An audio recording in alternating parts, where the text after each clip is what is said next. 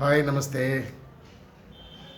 మన దేశంలో ఉన్న ఎన్నో ప్రాబ్లమ్స్ వదిలేసి యూట్యూబ్ ఛానల్స్, అదే డిజిటల్ టీవీస్ ఒకటే వెనకాల అఘోరి అఘోరి అఘోరి అఘోరి.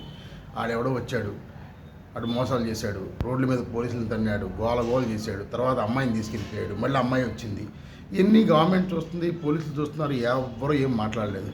ఇప్పుడు తీసుకెళ్ళిపోయిన తర్వాత మళ్ళీ ఆ రోజే మేము చెప్పాం వాడు మంచోడు కాదు, వాడు దొంగ, వాడు పెద్ద మోసగాడు, ఎన్ని థీరీలు తీసి మాట్లాడతారు. ఎన్ని ఇంతకుముందు ఏం చేయలేదు, ఎందుకు చేయలేదు, ఎన్ని అసందర్భం. But government they should take decisions. ఇట్లాంటి జరుగుతున్నప్పుడు ఒక అమ్మాయిని ఎవడోకి వచ్చేసి అఘోరి అని పేరు చెప్పుకుని అమ్మాయిని తీసుకెళ్ళిపోతుంటే పోలీసులు ఏం చేస్తారు? బట్ అన్ని టీవీల్లో వస్తుంది, యూట్యూబ్లో వస్తుంది, గవర్నమెంట్ ఇంటెలిజెన్స్ ఉంటుంది.